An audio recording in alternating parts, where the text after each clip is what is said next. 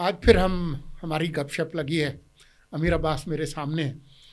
ہم جب یہاں پر آئے تو ہم سوچ تو پاکستان کا رہے تھے، لیکن خبریں جو ہے وہ دنیا کے اس خطے سے آئیں جو کبھی پاکستان کا حصہ ہوا کرتا تھا، بنگلہ دیش.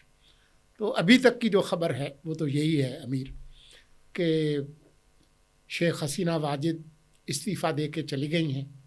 اطلاعات ہیں کہ شاید وہ ہیلی کاپٹر کے ذریعے بھارت چلی گئی ہیں، بلکہ کچھ ذرائع نے یہ بھی کہا کہ اگرتلہ چلی گئی ہیں، کیونکہ ہمارے ہاں اگرتلہ سازش کے جس میں ان کے والد کے ملوث ہونے کا کہا جاتا ہے. جی.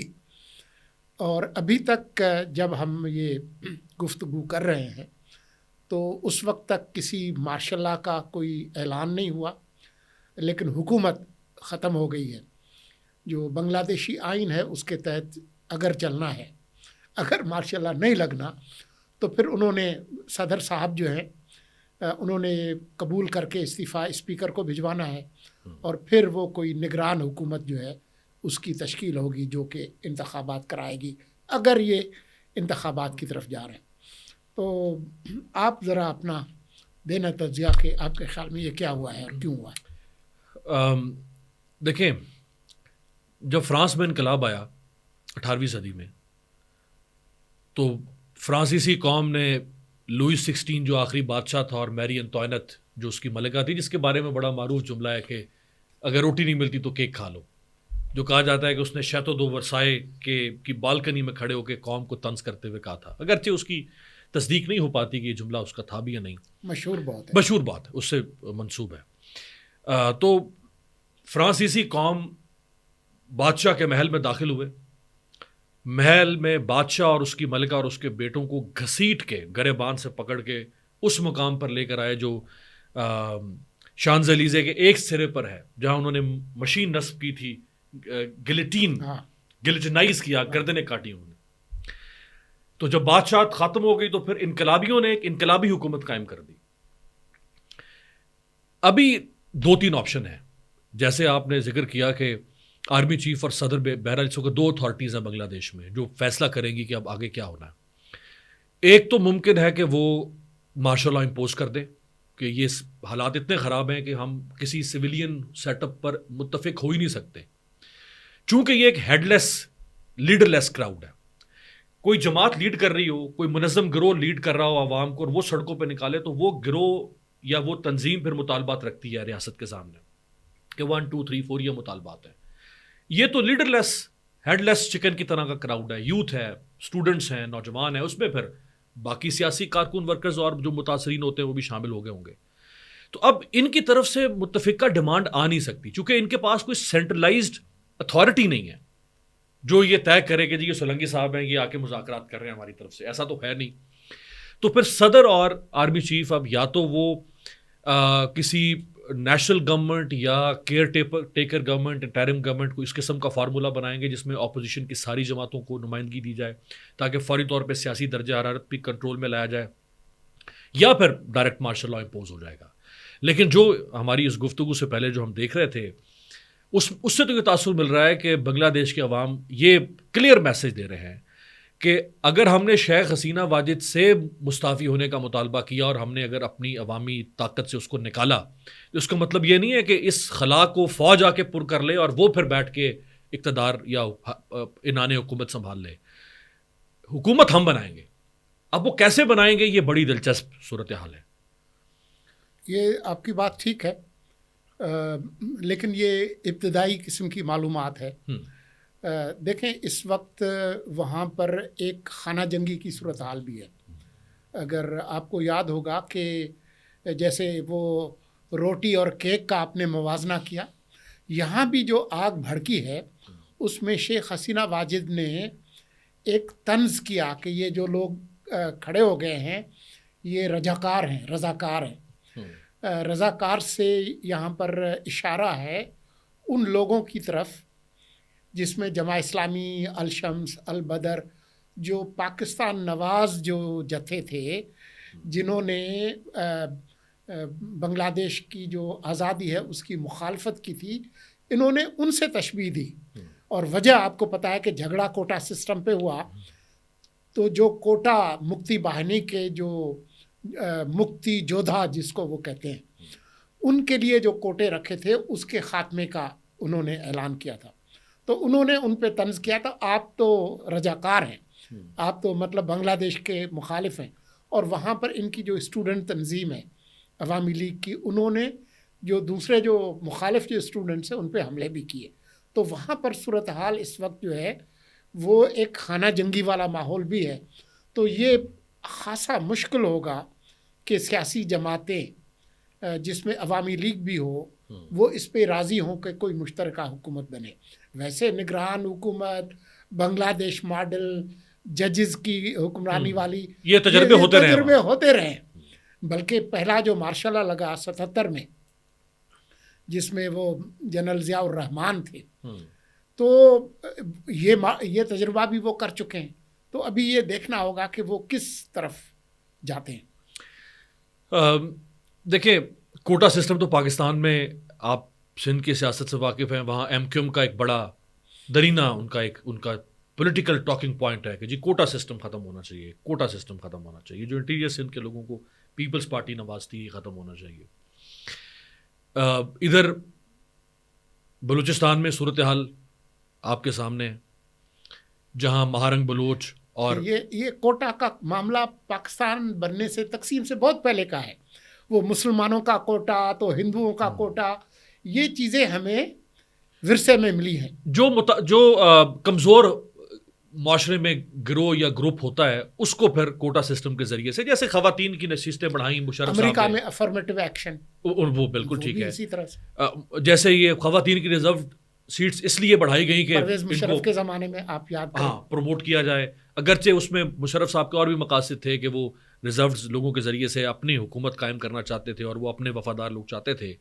لیکن بہرحال ایک جواز یہ تھا کہ جی چونکہ خواتین منتخب ہو کر نہیں آ سکتی ہیں، میل ڈومینیٹ سوسائٹی ہے، لہٰذا خواتین کو موقع دیا جائے. اچھا اب یہاں پہ پاکستان میں یہ بحث شروع ہو چکی ہے کچھ عرصے سے کہ جو ریزرو سیٹ سے خواتین منتخب ہو کر آ رہی ہیں، یہ تو 25 سال پرانی بات ہے. اب تو خواتین ماشاءاللہ بہت ساری خواتین ہیں جو جنرل سیٹس پہ 4 5 دفعہ کنزیکٹو. ہم بہت ساری خواتین کو جانتے ہیں. ڈاکٹر فہمیدہ مرزا ہیں، وہ ہیں نفیسہ شاہ ہیں، شازیہ مری ہیں، غلام بی بی بروانہ 4 دفعہ کنزیکٹو ان انٹرپٹڈ جنرل سیٹس پہ کنٹیسٹ کر کے آئی ہیں، جیت کر آئی ہیں.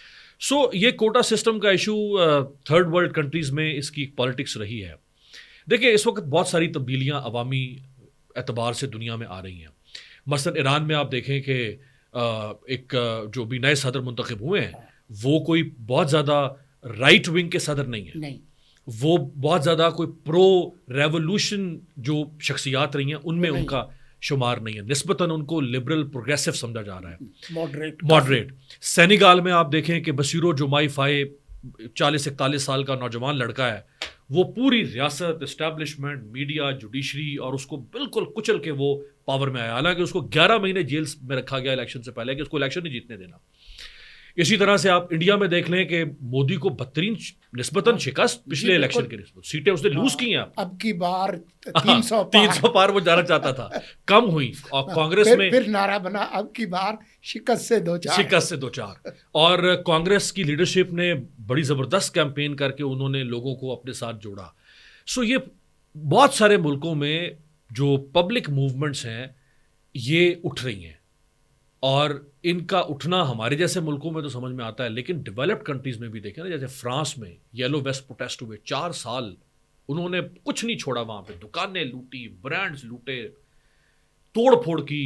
آپ برطانیہ میں ابھی ہم بات کر رہے ہیں، وہاں پہ 3-4 دن سے یہی حالات ہیں. ہاں وہاں پر تو خیر وہ ایک جو سفید فام جو نسل پرستی اور دائیں بازو کی اور اسلامو فوبیا بہت ساری چیزیں مل گئی. لیکن جو بنگلہ دیش میں جو دلچسپ بات ہے وہ یہ ہے کہ آدھی صدی سے تھوڑا سا چند سال زیادہ ہوئے ہیں، 71 میں وہ آزاد ہوئے ہیں، اور اتنے لوگ مرے اس پوری جو ان کی آزادی کی جدوجہد تھی.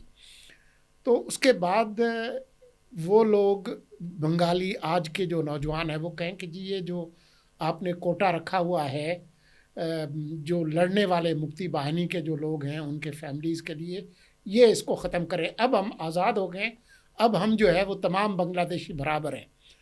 اور آپ نے ویژولز دیکھے جی, وہ شیخ مجیب الرحمان کا مجسمہ توڑ رہے ہیں. ان کا تو وہ بانی ہے نا, ان کا تو فاؤنڈر ہے. ہاں, تو یہ مطلب یہ کیا ظاہر, مطلب کسی زمانے میں تو وہ ایک سیمی گاڈ تھا بنگلہ دیش کا, شیخ مجیب الرحمان, ہاں, بانگلہ بندھو, ہاں جی, جس نے وہ آزاد کرایا. یہ ایک چیز ظاہر کرتی ہے کہ لوگ جو ہیں وہ تاریخ کے قیدی نہیں ہیں. یہ بڑی اہم بات کیا. جو ہر نسل, ہر دور کے جو لوگ ہیں وہ خود فیصلہ کرتے ہیں کہ ہم نے کدھر جانا ہے. آپ لوگوں کے لیے کوئی تقدیر بنا کر طے کر لیں کہ لوگ ادھر ہی رہیں گے, یہ بات ممکن نہیں ہے.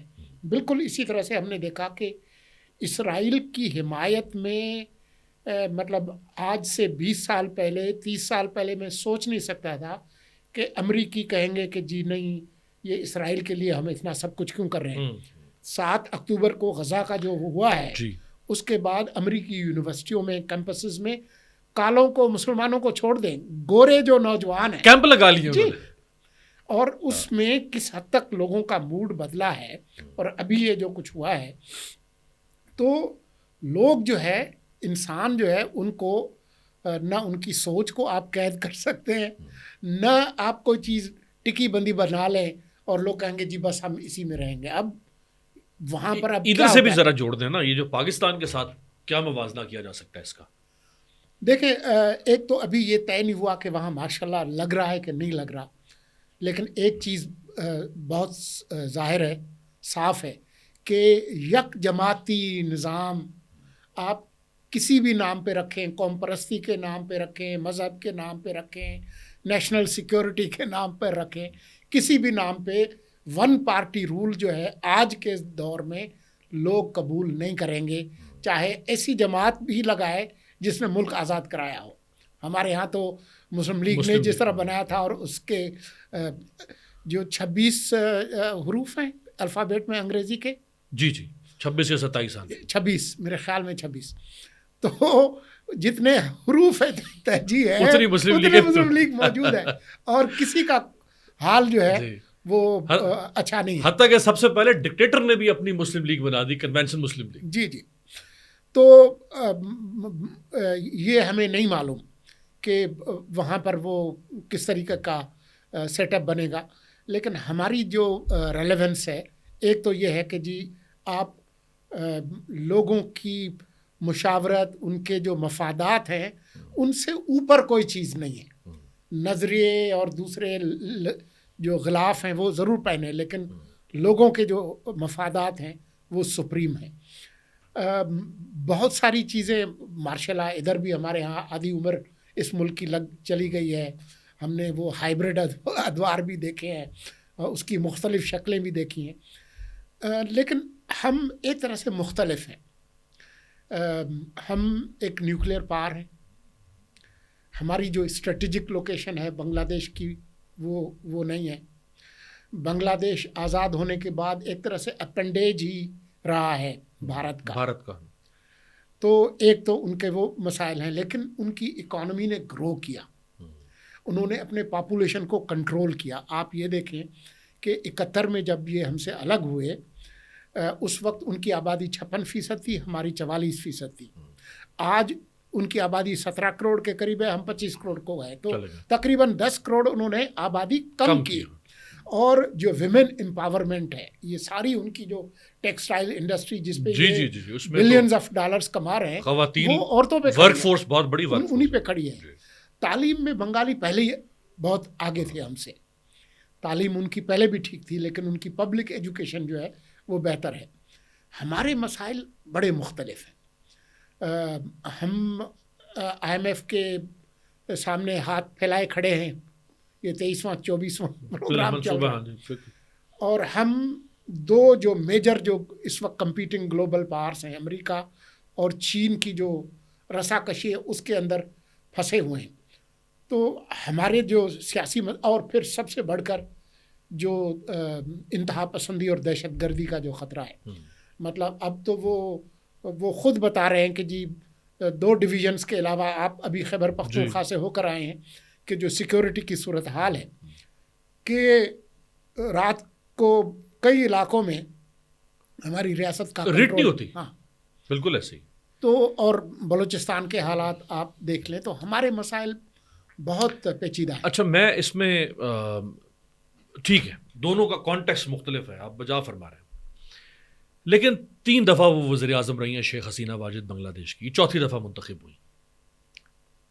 اس وقت عالمی میڈیا یہ سوال اٹھا رہا ہے، بحث کر رہا ہے اس نقطے پر کہ شیخ حسینہ واجد کے تینوں ادوار میں بنگلہ دیش کی پر کیپٹا انکم اوپر گئی، بالکل معیشت گرو کی، جی ڈی پی اوپر گیا، لوگوں میں خوشحالی آئی، روزگار پیدا ہوا.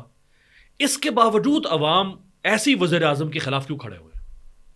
اس کا مطلب ہے کہ کچھ ایسا ہے اس کے علاوہ بھی کہ آپ قوم کو صرف معیشت کی گولی کھلا کے قوم صرف وہ گولی نگل کے خوش نہیں ہو سکتی، سروائیو نہیں کر سکتی. جہاں حسینہ واجد نے یہ سارے اچھے کام کیے وہیں اس نے سوسائٹی کو اسٹرینگولیٹ کیا، اس نے اپوزیشن کو کرش کرنے کی، ان کی گردن پہ ناخن رکھ کے ان کو دبانے کی کوشش کی، جماعتوں کو بین کیا. ابھی جو جنوری میں الیکشن ہوئے اس میں آپ دیکھیں کہ کوئی وہ تو تو اکیلی ہی جیت گئی. سو میں پاکستان کے ساتھ اس کا موازنہ اس اعتبار سے کروں گا کہ دیکھیں یہاں پہ آپ وہی پولیٹیکل سفوکیشن پیدا کر رہے ہیں، یہاں آپ اسی طرح سوسائٹی کو اسٹرینگولیٹ کر رہے ہیں، یہاں آپ پالیٹکس کو انڈیجنسلی فطری طور پر چلنے نہیں دے رہے، یہاں آپ پالیٹکس کو ڈکٹیٹ کر رہے ہیں، ڈرائیو کر رہے ہیں، کنٹرول کر رہے ہیں، اور لوگوں میں یہ گھٹن، حبس، ریزسٹنس سولنگی صاحب بڑھتی جا رہی ہے. یہاں جماعت اسلامی بیٹھی ہے، آج پی ٹی آئی ثوابی میں جلسہ کر رہی ہے، جماعت اسلامی کراچی میں بیٹھ گئی ہے. بلوچستان میں 550 روپے لیٹر پیٹرول ہو گیا ہے، 550 روپے لیٹر. کیوں؟ کیونکہ وہاں پہ ٹرانسپورٹ معطل ہو رہی ہے، وہاں پہ آپ کے ذرائع ابلاغ معطل ہو رہے ہیں، سوشل میڈیا یہاں آپ دبانے کی کوشش کر رہے ہیں. یاد رکھیے گا صرف چند گھنٹے پہلے شیخ حسینہ واجد کا بیان تھا، کرفیو لگا دیا اس نے، شوٹ آن سائٹ کا آرڈر، جو باہر نکلے گولی مار دو، انٹرنیٹ ٹوٹل شٹ ڈاؤن. اس نے کہا یہ دہشت گرد ہیں. وہی دہشت گرد آج اس کو اپنی تقریر ریکارڈ نہیں کرنے دیا، اس نے یہاں سے بھاگی ہے ہیلی کاپٹر پر، ملٹری نے اس کو سیف ایگزٹ دیا کہ اس کی جان بچاؤ. چند گھنٹے پہلے جس کی رونت، جس کی تمکنت، جس کی فرونت جو ہے وہ لگ رہی تھی کہ شاید یہ تو اگلے 50 سال بھی نہیں جائے گی. ہم تصور نہیں کر سکتے تھے کہ اگلے چند گھنٹوں میں یہ ڈیولپمنٹ ہو سکتی ہے.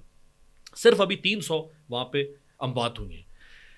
یہاں ہمیں دیکھنا پڑے گا اس ملک میں، نواز شریف آئے پرائم منسٹر بنے ہمارے سر آنکھوں پہ، آصف علی زرداری پرائم منسٹر بنے ہمارے سر آنکھوں پہ.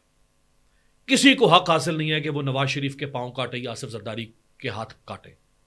کسی کو یہ حق بھی نہیں ہونا چاہیے کہ وہ عمران خان کو 1 سال سے پابند سلاسل رکھا ہوا ہے. پہلے تو اسلام آباد، لاہور ہائی کورٹ کہہ رہی تھی، آج اسلام آباد ہائی کورٹ نے بھی یہ کہہ دیا کہ یہ کیسے ہو سکتا ہے کہ جب کوئی شخص ضمانت لے کر باہر نکلنے لگتا ہے تو آپ کئی مہینے پرانے چھپا کے دبا کے رکھے ہوئے کیس کو کھول دیتے ہیں اور اس کو پھر پکڑ لیتے. اس طرح تو آپ کسی شخص کو باہر آنے نہیں دیں گے کہ ریاست یہ طے کر لے. یہ گھٹن بڑھ رہی ہے. خیبر پختونخوا میں ایک تو آپ نے دہشت گردی کی بات کی، اس کے علاوہ پولیٹیکلی بھی وہاں پہ ریزنٹمنٹ پیدا ہو رہی ہے. میں خود دیکھ کے آیا ہوں سر، ہر گھنٹے کے بعد ایوری آلٹرنیٹ آور دیر از اے لوڈ شیڈنگ. ہر گھنٹے کے بعد 1 گھنٹے کی لوڈ شیڈنگ. میں سمجھتا تھا کہ علی امین گنڈا پور تو ایسی سیاست کر رہا ہے، یہ صرف پولیٹیکلی وہ پوائنٹ سکورنگ کر رہا ہے، لیکن وہاں ہر گھنٹے کے بعد 1 گھنٹے کی لوڈ شیڈنگ ہے. ان چیزوں کو خدا کے لیے وہ جو ہیلنگ پروسیس تھا نا، وہ سولنگے صاحب شروع کروائیں. ہاں اگر میرے پاس ہے تو میں ابھی شروع کرا دیتا ہوں، لیکن ابھی جو آپ نے باتیں کی یہ اہم باتیں ہیں. مثال کے طور پر لوڈ شیڈنگ کی، خیبر پختونخوا میں بالکل لوڈ شیڈنگ ہے اور صوبوں میں بھی ہے. اس کا دورانیہ کم زیادہ ہو سکتا ہے، لیکن آپ کو پتہ ہے کہ جو اصل مسئلہ ہے لوڈ شیڈنگ کا، وہ ایک تو یہ ہے کہ بہت سے علاقے ہیں جہاں پر پیمنٹ نہیں ہو رہی، کنڈے ہیں، غیر قانونی طور پہ استعمال ہوتی ہے بجلی. آپ کو حیرانی ہوگی کہ سندھ کے اندر کون سا علاقہ ہے جہاں پر تقریباً 100% پیمنٹ ہوتی ہے؟ آپ کو پتہ ہے؟ جہاں 100% ہوتی ہے؟ جی، مطلب کوئی بندہ آپ کو نہیں ملے گا جو کہ جس نے وقت پر اپنا بل نہ دیا ہو اور وہاں پر 100% ادائیگی ہو رہی ہو. تھر پار کر جو سب سے پسماندہ جس کو ہم کہتے صرف پسماندہ ہی نہیں، جہاں پر مسلمان اقلیت میں ہیں. تو ایک معاملہ تو اس سے جڑا ہوا ہے، لیکن اصل جو بات ہے وہ یہ ہے جو توانائی کا جو شعبہ ہے، کسی وقت ہم اس پہ تفصیل سے بات کریں کہ ایک تو وہ آئی پی پیز اور کیپیسٹی پیمنٹس اور جو لگائے ہوئے جو کرائے کے بجلی گھر جس میں ملکی بھی ہیں غیر ملکی بھی ہیں اور ایسے غیر ملکی بھی ہیں جو اصل میں ملکی ہیں جنہوں نے شیل کمپنیز بنا کے ہے نا، وہ بھی ہے. جب تک آپ اور دوسرا پیمنٹ کا نظام آپ صوبوں کو دے دیں. علی امین گنڈاپور جو ہے وہ این ایف سی میں اور دوسرے صوبے بھی کلیکشن کریں. ہاں بھائی، جو بجلی کے جو ڈسکوز ہیں ان کے پاس تو کوئی پولیس نہیں ہے، نہ عدالتیں ہیں، نہ وہ انفورسمنٹ کرا سکتے ہیں. آپ اس کو لوکلی کروا لیں تو وہ ہوگا. میں آپ کی بات سے اتفاق کرتا ہوں کہ اگر آپ ایک پارٹی کا نظام بنانے کی کوشش کریں گے، چاہے وہ عمران خان کرے جو اس نے کوشش کی تھی، بلکہ جو ان سے اس وقت بات کرنا چاہ رہے تھے کریں نہیں آپ تو چور ڈکے تھے، آپ سے کوئی بات نہیں کرنی. بالکل صحیح. یہ رویہ کہ جی ہم نے بات نہیں کرنی، اب آ رہے ہیں آہستہ آہستہ کہ جی ہم سیاسی جماعتوں سے بات کرنے کے لیے تیار ہیں. بات چیت کے علاوہ اور کوئی راستہ ہے نہیں سیاسی لوگوں کے پاس. وہی آپ کو اپنے آئین کے تحت ہی جو بات چیت کرنی پڑے گی. یہ درست ہے کہ جی مقدمات بھی بن رہے ہیں، ایک لگتا ہے تو پھر دوسرا بنا دیتے ہیں تاکہ وہ نہ ہو. لیکن یہ بھی ایک حقیقت ہے کہ جو سہولیات اور جس طریقے سے تیز ترین انصاف پی ٹی آئی کی لیڈرشپ کو مل رہا ہے، یہ سہولت زرداری کو حاصل نہیں تھی، یہ سہولت پی ایم ایل این کو حاصل نہیں تھی. میں یہ نہیں کہتا کہ ان کو بھی نہیں ملنی چاہیے، لیکن کچھ چیزیں ٹھیک ہیں، کچھ چیزیں جو ہے وہ ان کا آپ بالکل بجا فرما رہے ہیں سر. لیکن اس نوعیت کے اور یہ تو پہیا گھمایا جا رہا ہے نا، اس نوعیت کی اور اتنی کیسز کی بھرمار بھی زرداری صاحب اور نواز شریف صاحب پر نہیں کی. ان پر ممکن ہے غلط کیسز بنے ہوں گے اور بنے بھی ہوں گے، تل کا پہاڑ بھی بنایا گیا ہوگا، پروپیگنڈا بھی ان کے خلاف کیا گیا ہوگا، جھوٹ بھی گڑا گیا، سب ٹھیک ہوگا. لیکن نہ کسی کی عدت کھولی گئی. اب یہ بڑی تلخ کہانیاں ہیں کہ کس کے اندرون خانہ کیا معاملات رہے، کون ایوان صدر میں کیا کرتا تھا اور کون ایوان وزیر اعظم. کسی نے ان کے سوائے وہ ایک مشرف کے زمانے میں ایک دو تھوڑی بہت حرکتیں ہوئی تھیں.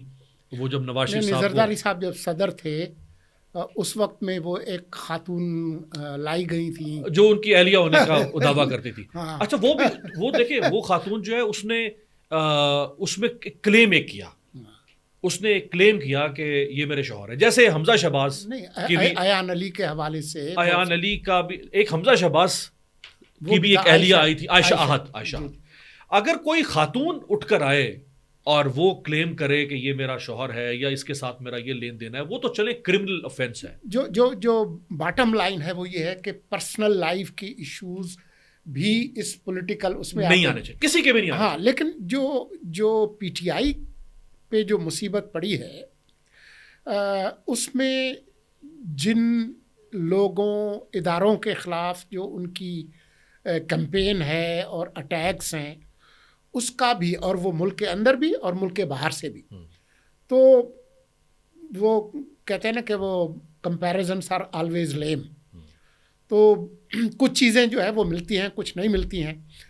لیکن میں کنکلوڈنگ نوٹ پہ جو کہنا چاہ رہا تھا وہ یہ تھا کہ کچھ چیزیں بنگلہ دیش کا جو کرائسس ہے اس میں ہم پر اطلاق ہوتا ہے اور کچھ چیزوں کا بالکل نہیں ہوتا.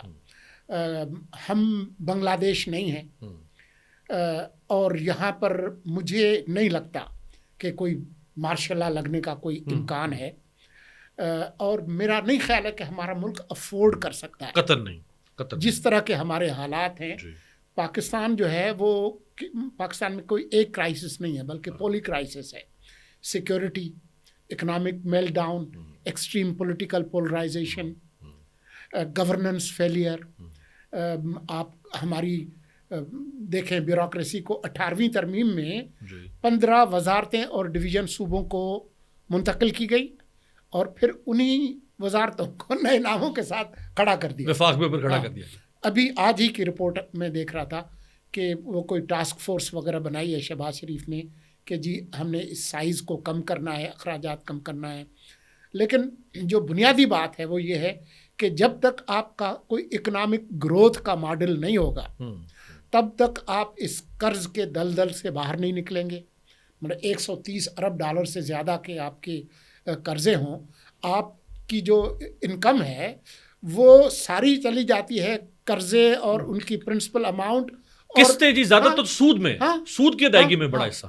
تو ہمارے جو مسائل ہیں وہ بہت سیریس ہیں اور اس میں یہ مسئلہ بھی ہے کہ جو سیاسی مسائل ہیں ان کو سیاسی طریقے سے اور ہر مسئلے کا حل ڈنڈا نہیں ہے. دیکھیں ایک وینٹیلیٹنگ مشین ہوتی ہے, مریض جب بالکل بستر مرگ پر ہونا تو ڈاکٹر وہ وینٹیلیٹنگ مشین آن کرتا ہے. ڈیموکریٹک سوسائٹیز کے اندر وینٹیلیٹنگ مشین ہے پالیٹکس. اگر آپ پالیٹکس کو دبائیں گے نا, اگر آپ پالیٹکس کی جگہ پہ اتھارٹیرینزم لائیں گے, ٹوٹیلیٹیرینزم لائیں گے, سبجوگیشن کریں گے, تو پھر وینٹیلیٹنگ مشین بند ہو جائے گی. جب وہ بند ہوگی تو مریض پھر ماسک کھینچے گا منہ سے. سیاست میں اگر آپ چاہتے ہیں کہ لوگ اب یہ کیا ہوا بنگلہ دیش میں, اس لیے لوگ باہر نکلے کیونکہ حسینہ واجد نے سیاست کا گلا گھونٹ دیا نا. وہ کسی کو سننے نہیں چاہتی تھی, برداشت ہی نہیں کر رہی تھی. ہر مخالف پر پابندی, جیسے مودی نے الیکشن سے پہلے کیا, اروند کیجریوال کو اٹھا کے 1 مہینہ پہلے اس نے جیل میں ڈال دیا. کانگریس والے بیچارے شور بچا رہے ہیں کہ ہم پر ریاست کی طاقت کو استعمال کیا. وینٹیلیٹنگ مشین آن رہنے دے خدا کے لیے, ورنہ لوگ پھر پھٹیں گے. اور یہ فائر وال, آخری کامنٹ سر, فائر وال آپ جتنی بھی کھڑی کر لیں, فصیلیں کھڑی کر دیں فائر وال کی, موٹی بنا دیں چائنا وال کی طرح. اس نے بھی فائر وال کھڑی کی تھی حسینہ واجد نے. فائر وال موم کی طرح خود آگ میں پگھل جائے گی, نہیں کھڑی ہوگی. مشکل یہ ہے امیر کہ ہمارے ہاں ہر سیاستدان کے اندر ایک منی 10 پارٹ ڈکٹیٹر بیٹھا ہوا ہے. بالکل. شیخ حسینہ واجد کی آپ نے مثال دی.